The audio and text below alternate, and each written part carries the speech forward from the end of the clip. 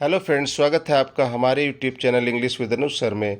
तो दोस्तों, पिछली क्लास में हमने डिस्कस किया था क्वेश्चन नंबर 1 से क्वेश्चन नंबर 65 तक यूपी पीजीटी एग्जामिनेशन 2005 का पेपर हमने डिस्कस किया था। पीजीटी की सीरीज चल रही है। चलिए देखते हैं question number 66। The phrase stream of consciousness was first used by. तो answer number 2 William James is the right answer. चलते हैं क्वेश्चन नंबर 66 के एक्सप्लेनेशन की ओर।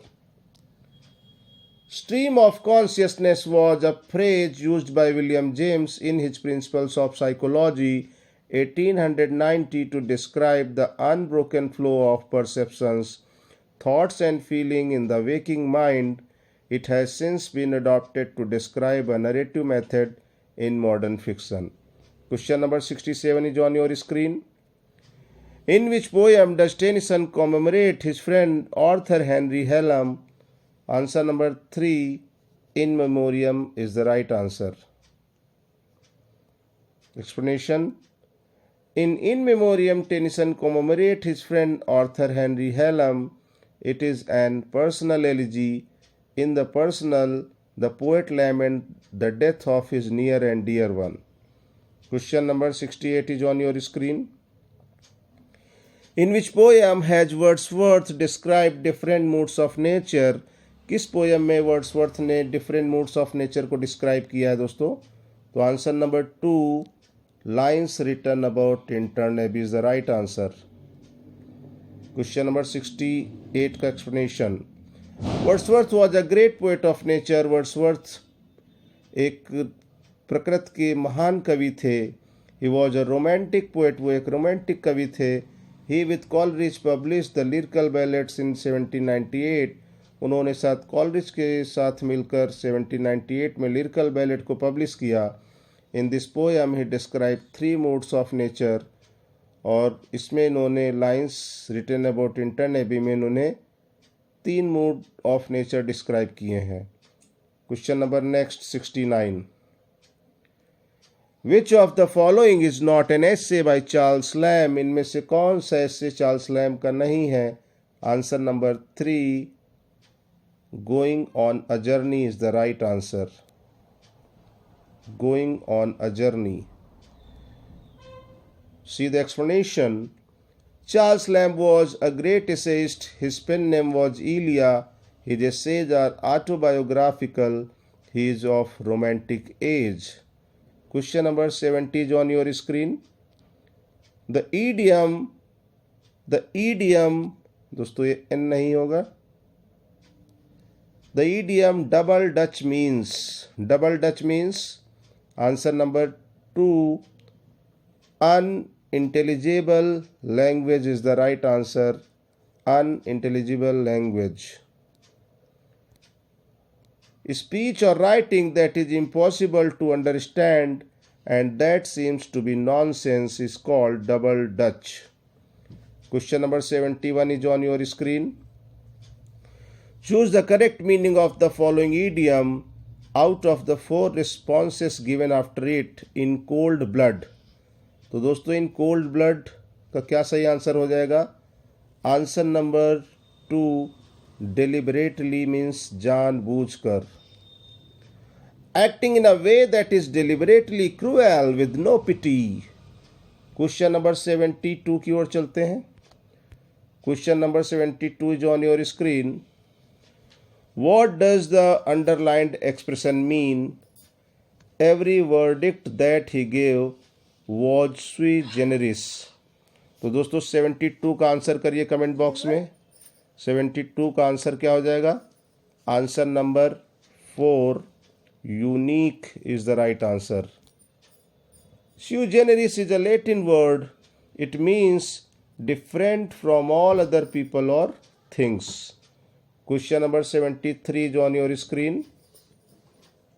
That which stays for a long time, जो लंबे समय तक चले उसको क्या कहते हैं? उसको हम कहते हैं durable. Durable is the right answer. Question number 73 का एक्सप्लेनेशन देखते हैं। Durable means likely to last for a long time. Without breaking और गेटिंग वीक्स, बिना टूटे या कमज़ोर हुए जो लंबे समय तक चले उसे हम ड्यूरेबल या टिकाऊ कहते हैं। Permanent means existing all the time, permanent जिसका मतलब जो स्थायी हो पूर्ण रूप से। Eternal means without an and, जिसका कोई अंत न हो उसको हम इटर्नल कहते हैं। एग्जिस्टिंग और कंटिन्यूइंग फॉरएवर, जो हमेशा रहे। Question number 74 is on your screen. See question number 74। What does the idiom Penelope's web mean? 74 का आंसर करिए दोस्तों कमेंट बॉक्स में। तो answer number 2, a complicated situation is the right answer. Question number 72, Penelope's web means a complicated situation. Question number 75 is on your screen. What is the meaning of the idiom ins and outs? Ins and outs का क्या मतलब होगा? Ins and outs का answer करिए। तो answer number 75 का हो जाएगा 3. Ins and outs means full details. All the details, especially the complicated or difficult ones. Example, he quickly learned the ins and outs of the problem. Question number 76 is on your screen. The antonym of genuine is, 76 का answer करिए comment box में सभी लोग। 76 का correct answer हो जाएगा spurious. Answer number 4, spurious is the right answer. Question number 76 का explanation देखते हैं। Genuine means real, exactly what it appear to be, not artificial. Its antonym is spurious. It means false although seeming to be genuine. Question number 77 is on your screen. The antonym of volunteer is, volunteer का मतलब होता है स्वयं सेवक, तो अपनी इच्छा से जो सेवा के लिए जाएं। 77 का करेक्ट आंसर हो जाएगा conscript. Answer number 3 is the right answer. Conscript. Volunteer means a person who chooses. A volunteer means a person who chooses join the armed forces without being forced to join. In antonym, its antonym should be conscript. It means to make subjoin the armed forces. So answer number 3, conscript is the right answer. Question number 78 is on your screen. The antonym of agile is, antonym of agile is, antonym of agile is, answer करिए दोस्तों 78 का। 78 का correct answer हो जाएगा answer number 4, slow is the right answer.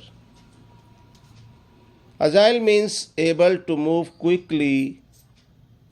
Agile means able to move quickly and easily. Its antonym is slow, which means not moving, acting or done quickly.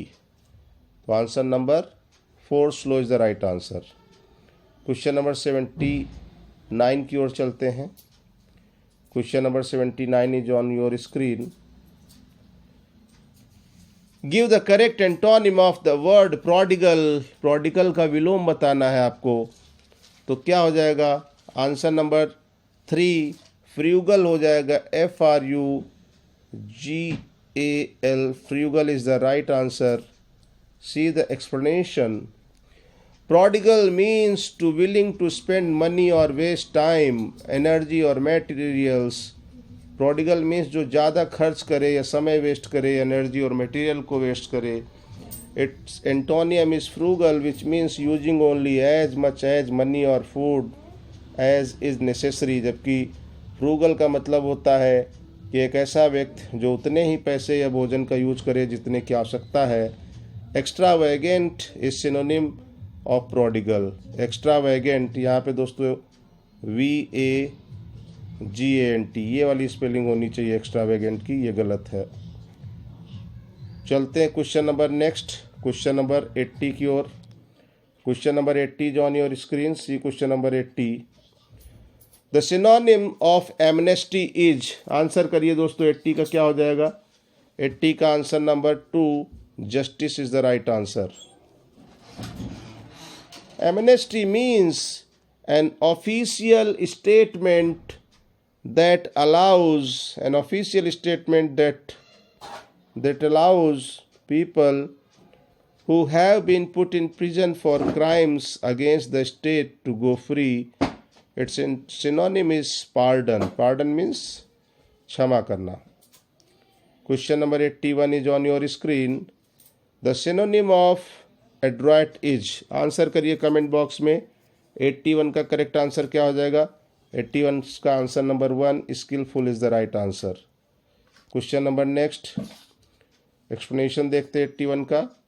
Adroit means skillful and clever specially in dealing with people. Its synonym is skillful, चतुर होता है।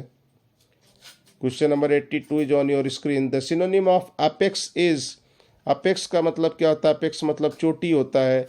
तो 82 का correct answer क्या हो जाएगा दोस्तों? 82 का 1 हो जाएगा, पीक हो जाएगा। Answer number 1, peak is the right answer. Apex means the top और highest part. It's synonym is peak. Question number 83 is on your screen. The synonym of felicitous, यहाँ पे दोस्तों आंसर स्पेलिंग सी के बाद आई होना चाहिए। क्वेश्चन नंबर 83, सी के बाद आई होना चाहिए, FELICITOUS, यहाँ पे सी के बाद आई होना चाहिए।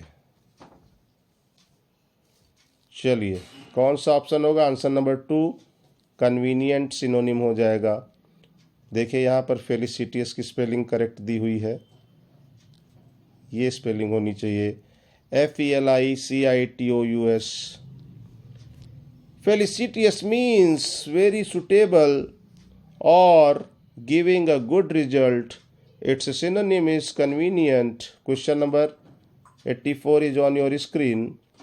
Choose the misspelt word. 84 का कमेंट में आंसर करिए दोस्तों। मिसस्पेल्ट वर्ड पूछ रहा है, तो क्या हो जाएगा? स्पेलिंग आंसर नंबर 3, एनामेलियस होता है, एनामोलियस नहीं होता है, एम के बाद ए आना चाहिए।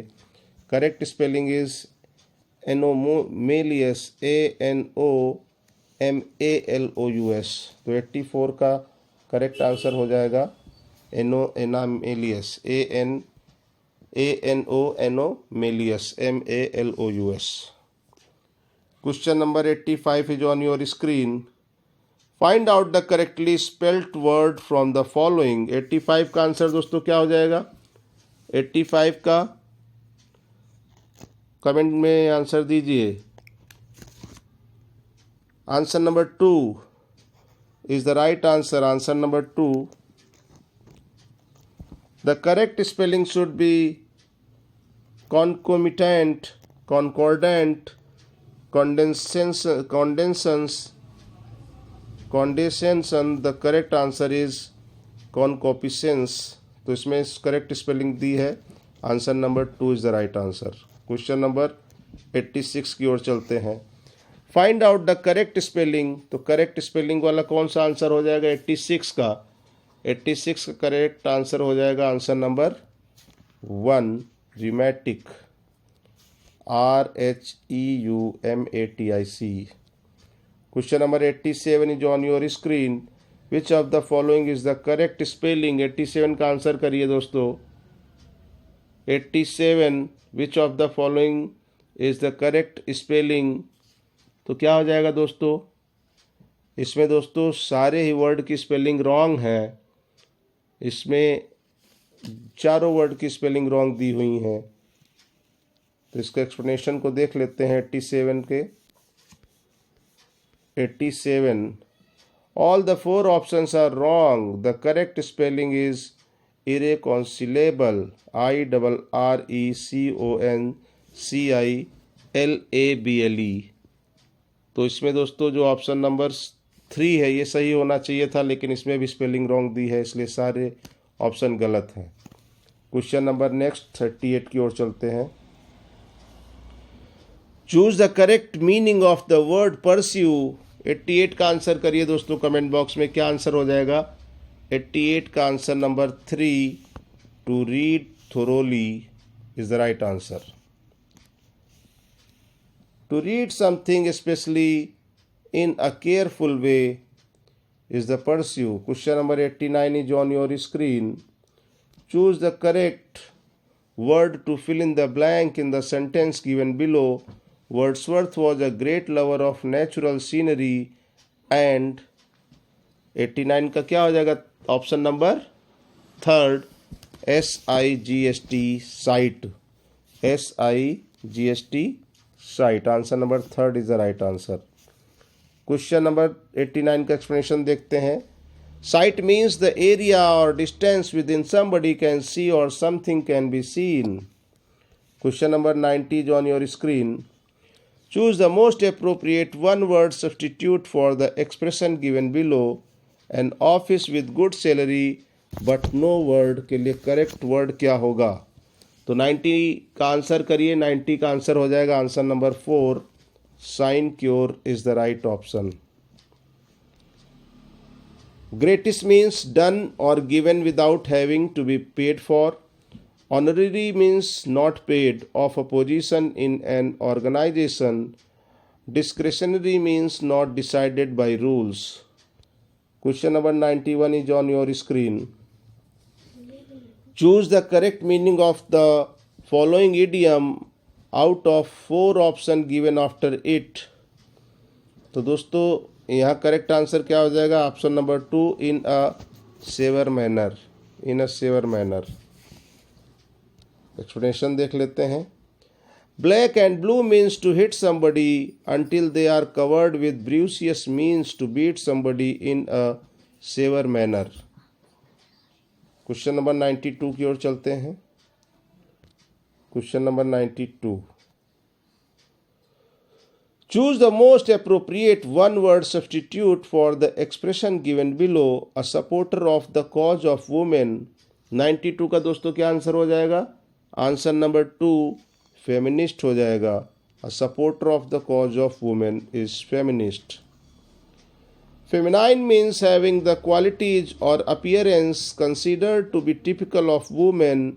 एफिमिनेट मीन्स अ मैन और अ बॉय लुकिंग, बिहेविंग और साउंडिंग लाइक अ वुमेन और अ गर्ल, जो औरतों की तरह बर्ताव करे, जो उसकी तरह की आदतें हों, उसको एफिमिनेट कहते हैं।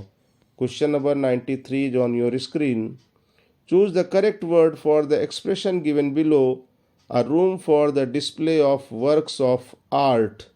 तो 93 का दोस्तों करेक्ट आंसर क्या हो जाएगा?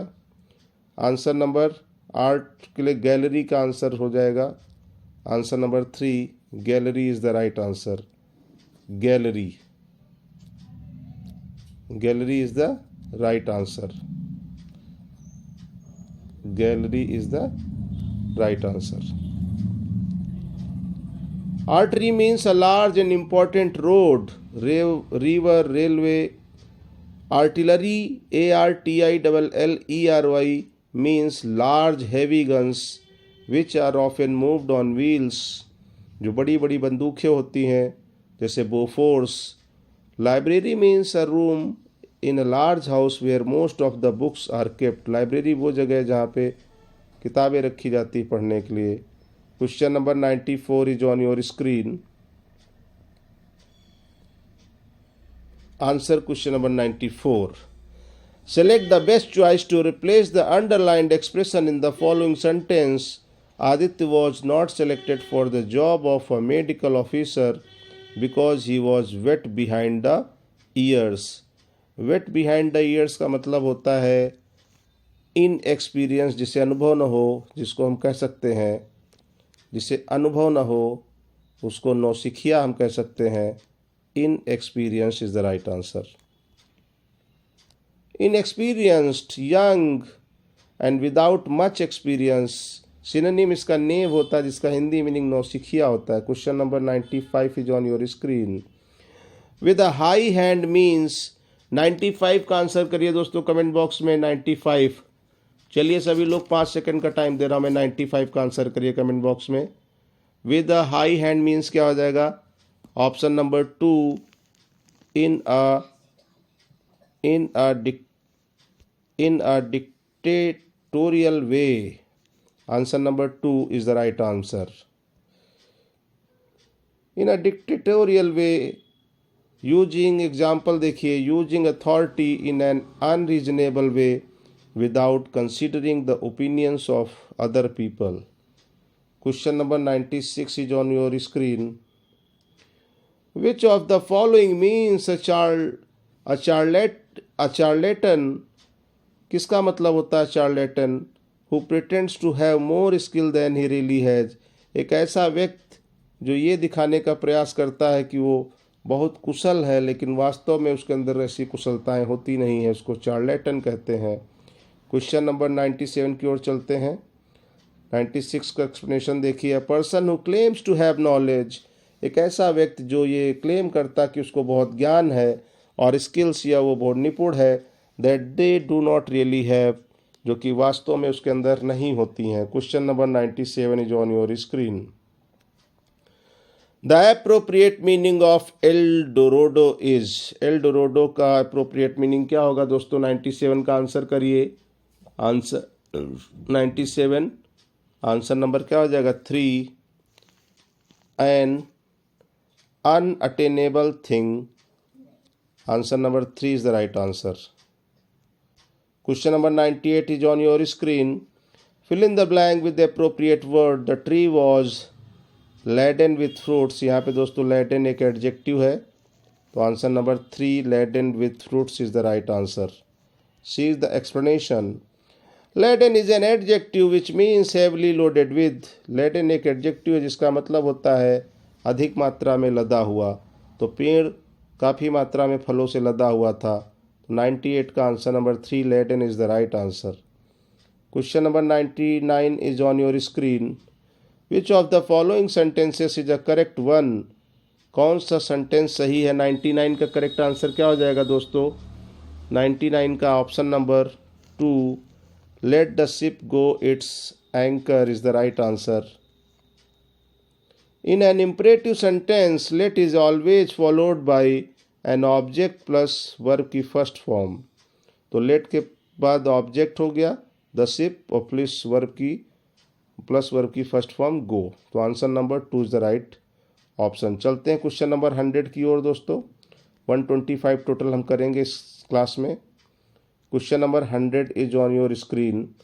ये क्वेश्चन थोड़ा बड़ा है दोस्तों, इसको हम पॉज करके आप आराम से इसको पढ़ करके आंसर करिएगा। Question number 100। Find out the correct conversion of the following direct speech into indirect narration. Please don't drink too much, remember that you will have to drive home, she said to him. तो 100 का दोस्तों answer करिए। 100 का correct answer क्या हो जाएगा? Option number 2 is the right answer. She begged him not to drink too much, reminding him that he would have to drive home. Question number 101, इसका explanation देखिए 100 का। When the direct narrative is changed into the indirect one in an imperative sentence, let me also change the reporting verb into beg/request. Question number 101. Which of the given options is the correct indirect forms of speech of the following sentence? Wish you a happy journey, Neeta said to me. तो दोस्तों क्या हो जाएगा? Neeta wished me a happy journey. अब wish लगाए तो दोस्तों 2 option तो कट गए, फर्स्ट और थर्ड। अब सेकेंड और फोर्थ में आपको बताना है। 101 का क्या हो जाएगा? Option number 2, Neeta wished me a happy journey is the right answer. If optative sentence is changed into indirect narrative, the reporting verb will be wish followed by an object. अगर optative sentence को indirect में बदलते हैं तो reporting verb will be wish followed by an object. तो wish के बाद object आएगा, तो answer number 2 is the right option. Neeta wished me a happy journey. 102 is on your screen. Point out the correct indirect form of the mother said, do not go out in rain. तो mother imperative sentence है, mother ने कहा कि बारिश में मत जाओ, यानी कि मदर ने मना किया। जब दोस्तों फॉरबेड लगाते हैं तो नॉट का यूज नहीं होता, क्योंकि फॉरबेड का मतलब ही होता है मना करना। तो option number 4, mother forbade her to go out in rain. Option number 4 is the right answer. In an imperative sentence there will be no connective like that, if that या इफ नहीं लगता है इम्परेटिव में, to लगता है, इसलिए option number 4 is the right option. 103 is on your screen. Question number: complete the following sentence with appropriate word. Please refer to the subject dash above. तो क्या करेक्ट आंसर हो जाएगा? 103 का आंसर करिए दोस्तों। Answer number 3, CITED, cited is the right answer. Here CITED, cited means exemplify. Question number 104. He jumped off the bus while it was moving. Option number 2, was moving is the right answer. He jumped off the bus while it was moving. While means during the time, both actions go together, so while will be used. Question number 105 is on your screen. Which of the following sentence is correct? इनमें से कौन सा sentence correct है? तो full many a flower are, many a flower are नहीं होना चाहिए, many a flower के साथ सिंगुलर वर्ब आएगी। तो ऑप्शन नंबर क्या हो जाएगा? Option number 2 is the right answer. Many a flower is born to blush unseen. Many are takes singular noun plus verb, this is the rule. Question number 106 की ओर चलते हैं। I am looking forward to, looking forward के साथ दोस्तों ING form आती है, gerund आता है, तो क्या हो जाएगा? I am looking forward to seeing my friend. Option number 2 is the right answer. Looking forward to is a phrase, looking forward to एक फ्रेज है, and it will take gerund I N G. तो option number 2 is the right answer. Question number 107 is on your screen. The gardens in Srinagar are more beautiful than, तो क्या हो जाएगा? Than those of Mysore. Option number 4 is the right option. Then those of Mysore. Those of Mysore means the gardens of Mysore, so it will take a plural pronoun. Question number 108 is on your screen. Fill in the blank in the following sentence with correct preposition. My friend came all the way from Kathmandu to congratulate me on my success. तो दोस्तों congratulations के साथ क्या आता है? Option number 4 is the right option, on. Congratulate always takes the preposition on. Congratulate के साथ हमेशा preposition on का उपयोग होता है। Question number 109 is on your screen. Question number 109. Which of the following sentences is correct one? कौन सा sentence इसमें से करेक्ट है? आंसर करिए कमेंट बॉक्स में। 109 का आंसर करिए दोस्तों। ऑप्शन नंबर क्या हो जाएगा? Option number 2, I went there with a view to meeting him. I went there with a view to meeting him. With a view to is a phrase and it will take a gerund I N G. With a view to एक phrase है और उसके साथ ING form आती है, gerund ING form आती है, gerund ING form लगाएंगे तो क्या हो जाएगा? Option number 2।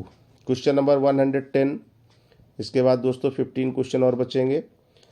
Fill in the blanks with appropriate tense. I wish I were dead, तो option number 4 is the right answer. The verb in an imaginative sentences, जब कल्पनात्मक रूप से कोई सोचता है तो imaginative sentence always takes past plural verb. तो यहाँ पर आई विश आई वर डेड, काश मैं मर जाता, आई wish I were dead. Question number 11 is on your screen. Find out the miss spelt word. तो 111 का दोस्तों आंसर करिए क्या होगा? यहाँ पे find out the miss spelt word, ये दोस्तों क्वेश्चन थोड़ा सा गलत हो गया है। क्वेश्चन इनको पूछना चाहिए था कि find out the correctly spelt word, लेकिन इन्होंने क्वेश्चन पूछा है find out the miss spelt word. इसका करेक्ट आंसर क्या हो जाएगा? करेक्ट आंसर होगा option number 1, monstrous, monstrous, monstrous. Here the question should have been asked, find out the correctly spelt word. ये क्वेश्चन गलत तरीके से पूछा गया, इसको पूछना चाहिए था कि इनमें से कौन सा वर्ड सही है, क्योंकि इसमें 3 गलत हैं और 1 सही है। क्वेश्चन नंबर 112 की ओर चलते हैं। तो दोस्तों इसमें एक पैसेज है 112 से 117 तक। The passage below is followed by question number 112 to 117 on it's content. Answer the question on the basis of what is implied और स्टेटेड इन द पैसेज। तो दोस्तों पैसेज को आप पॉज करके पढ़िएगा, मैं इसके आंसर्स आपको बता देता हूँ और उसके बाद आप इसके आंसर्स करिएगा। पैसेज को आप पॉज करके आराम से पूरा पढ़ लीजिएगा, फिर आप क्वेश्चंस के आंसर करिएगा, ठीक है। तो चलिए हम इसके करेक्ट आंसर्स देख लेते हैं। पूरे पैसेज को पढ़ने के बाद आप आंसर करिएगा। क्वेश्चन नंबर चलते हैं क्वेश्चन नंबर 112 की ओर। In a state or society, human beings are associated with one another in terms of 112 का दोस्तों आंसर क्या हो जाएगा? Answer number 4, lodge is the right answer. Question number 113 is on your screen. Question number 113, in the context of the passage which of the following statement is not correct? Passage के context में कौन सा sentence correct नहीं है? तो 113 का answer number क्या हो जाएगा? आंसर नंबर हो जाएगा 3, legal relationship can be indisputably blended with non legal relationship. तो आपको ध्यान रखना है। चलते हैं क्वेश्चन नंबर नेक्स्ट की ओर। क्वेश्चन नंबर 114 का क्वेश्चन देखते हैं। 114, throughout the passage the term mode implies. तो करेक्ट आंसर हो जाएगा 3rd, form is the right answer. Question number 15 is on your screen. The phrase contingent assemblages, contingent means क्या हो जाएगा दोस्तों? Option number 4, representative is the right answer. Which of the following statement is true about the rule of law? Rule of law के लिए कौन सा statement correct हो जाएगा? तो option number 1, in spite of difference human beings can accept the same model character. Question number 16, the tone of the passage is. तो दोस्तों passage की टोन कैसी है? एक्सपोजिटरी है। Question number 118 to 20, in the sentences given below, question number 118 to 120, mark the part which contains an error. If there is no error, mark 4 as your answer. Every one of us should do our, तो यहाँ our नहीं होगा दोस्तों, should do one duty to the country. Option number क्या हो जाएगा? 2, option number 2। Everyone is a singular third pronoun, so it will take 3rd person singular possession. Question number 119, neither Ram nor his parents are to blame. बिल्कुल correct है, क्योंकि parents के साथ में are का यूज होगा, तो इसमें करेक्ट आंसर होगा option number 4, no error. Option number 4, no error is the right answer. The sentence is correct as subjects connected by neither oblique not. The verb always agrees to the second subject. चलते हैं question number 120 की ओर। Very few people now believe that the wages of sin are death. तो correct answer हो जाएगा option number 3। Wages का रूप plural होता है, लेकिन अर्थ के अनुसार उसके साथ सिंगुलर ऑब्लिक प्लूरल वर्ब आ सकता है। Question number 121, fill in the blank with the correct preposition choosing from those given below. The cat is hiding us. तो दोस्तों hiding के साथ preposition from आता है, hiding from us. Hiding always takes preposition from. Question number 122 is on your screen. Choose the correct option to fill in the correct tense of verb in the following. I waited for my friend until he came. तो यहाँ past indefinite होगा। Both sentences should be in past indefinite, यहाँ पे past indefinite. Question number 123, fill in the blank. Silkworm feed के साथ दोस्तों on preposition use होता है। Silkworm feed on mulberry trees. Feed always takes the preposition on. Question number 124 is on your screen. Choose the correct transformation of the following sentence from complex to simple. तो यहाँ दोस्तों complex होगा, S की जगह X कर लीजिए। While there is life there is hope, तो इसका सिंपल क्या हो जाएगा दोस्तों?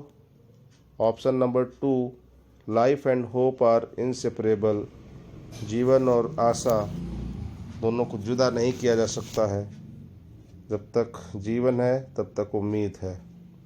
अ simple sentence always takes one finite verb. Finite, FINITE, finite. Last question of this class. Fill in the blank with the correct preposition. I do not agree dash your proposal. दोस्तों अगर person होगा तो agree के साथ with लगेगा, और कोई thing होगी तो उसके साथ एग्री के साथ टू लगेगा। तो यहाँ प्रपोजल है तो इसका मतलब टू लगेगा। I do not agree to your proposal. The rule is agree with a person to a thing. अगर पर्सन होगा तो एग्री के साथ विद आएगा, और कोई थिंग होगा, थिंग मतलब कोई वस्तु की बात होगी, तो यहाँ पर टू आएगा। तो राइट आंसर टू हो जाएगा। तो दोस्तों आज हमने डिस्कस किया 2000 PGT 2005 का क्वेश्चन पेपर। नेक्स्ट वीडियो में हम डिस्कस करेंगे 2009 PGT का पेपर। तो अगर दोस्तों आपको लगता हो कि मैं आपके साथ मेहनत कर रहा हूँ तो वीडियो को लाइक करिए, चैनल को सब्सक्राइब करिए, अपना प्यार देते रहिए, और मैं लगातार आपके साथ मेहनत करता रहूं, और अपनी ही तरह आपको लेक्चरर की एक पोस्ट दिलाने का वादा करता हूं। मेहनत करते रहिए, पढ़ते रहिए, और जल्द ही हम लोग एक नौकरी आपको दिलाने का प्रयास करेंगे। आप एक जॉब पाएंगे। Thank you.